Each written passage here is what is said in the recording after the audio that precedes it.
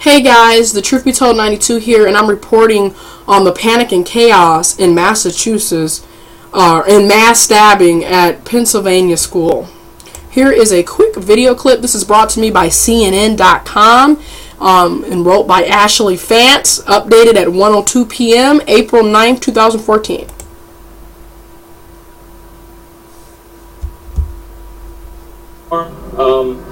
Again, under these circumstances, it causes chaos and panic, and what we teach and we try to talk about is the first thing you want the students to do is to run.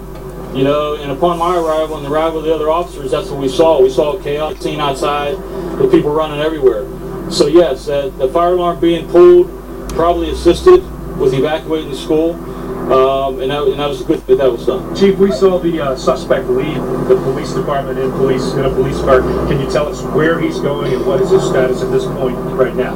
I'm not going to tell you where he's going right now, but I can tell you that he has some injuries to his hands and he's being medically treated right now. How was he taken into custody? Again, there was the school principal had interaction as well as the school resource officer who handcuffed him, and he was secured. We heard that the suspect may have been bullied. That may have led to this. I don't know anything about that, and I'm sure that'll be part of our investigation. Resource officer. And so why didn't they discharge the weapon? Well, there's really no need to discharge a weapon. We only do that in the situation where we feel that it is needed to. The situation was brought under control in the best manner it was. You tell me a little bit about securing the school. I don't know that yet. Was the resource officer injured?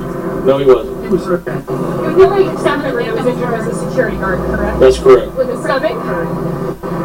No, the principal was not hurt. I can tell you that he's being looked at though, but he was not stabbed. You said the male guard had his wounds in the stomach? Yes. All right. A teenage boy went on a stabbing spree at his high school in Maryville, Pennsylvania, early Wednesday. The town's police chief said at least 20 people at Franklin Regional Senior High School, about 15 miles east of downtown Pittsburgh, were injured. And the alleged attacker is in custody, said Thomas Seafield.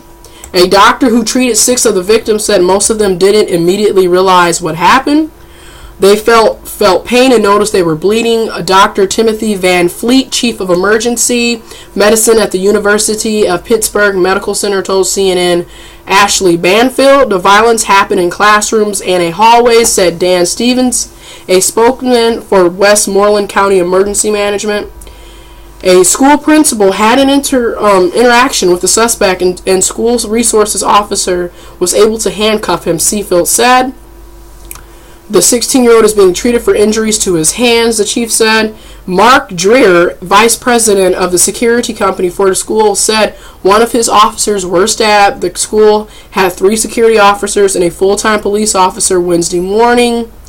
A firearm alarm that was pulled during the attack probably helped get more people out of school during the evacuation order. Seafield said the students were running everywhere and there was chaos and panic.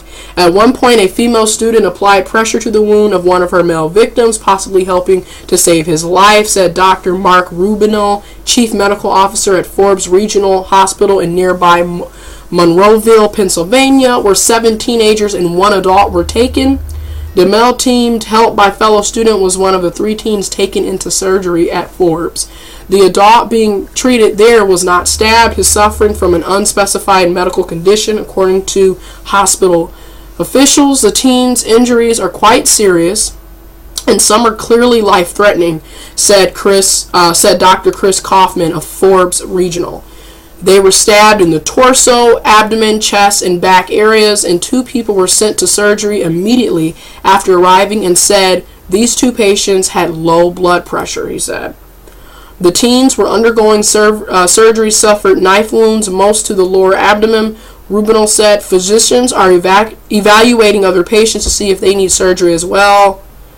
Rubino said he expects all teens to live, noting that the strength of their young lives them a greater chance of survival, but I do want to stress the critical nature of their injuries. Okay, so basically, once again, and if you want to read this, you can go on CNN.com. I'll post a link to it in the description box. Once again, we have violence erupting around school areas, high school, middle school, elementary school areas. This is at a high school. A 16-year-old went on a stabbing spree. Some are saying allegedly he was bullied, and 9 times out of 10, he probably was bullied. We live in a country, we live in a world in general where people pick on other people. And a lot of times we see the signs of bullying. I'm not saying that this happened in this situation, but it probably did. We see the signs of bullying, and a lot of times, especially with men and even with women now, boys and girls, we see the signs and we don't do anything about it. We laugh it off. Everyone's joking. And then when someone decides to come to school with a weapon and inflict physical harm, possibly killing people, then all of a sudden everyone's screaming, everyone's hollering, bullying must stop. And this is the same thing that happens over and over and over again. Case in point, Columbine, 1999, April 20th. Oddly, this is almost 15 years to the day that Columbine happened, right? And in every situation, we cry, we mourn the loss of victims or people who were injured, but yet we don't do anything about bullying. And then at the same time, people have been bullied throughout the age of, throughout history, and you didn't have people running around shooting and killing each other or putting physical harm to people like we do today.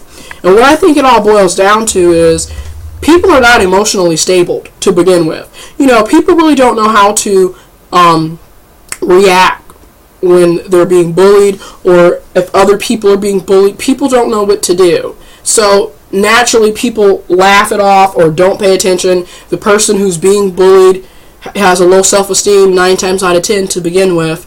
So they're harboring these effects of being bullied, and they're dealing with it day in and day out, and eventually they lose control of their emotions. They're not thinking rationally, and things like this happen. So my prayers and thoughts go out to the victims of this situation. Over 20 people were stabbed. Some of these issues are life-threatening, even though the doctor is saying that they more than likely will survive. The boy who actually did the stabbing, the 16-year-old, he suffered some injuries. He's getting, fixed up, and he's going to be in custody. And who knows? He's probably going to go to jail or prison for some years, or he might get out. Who knows?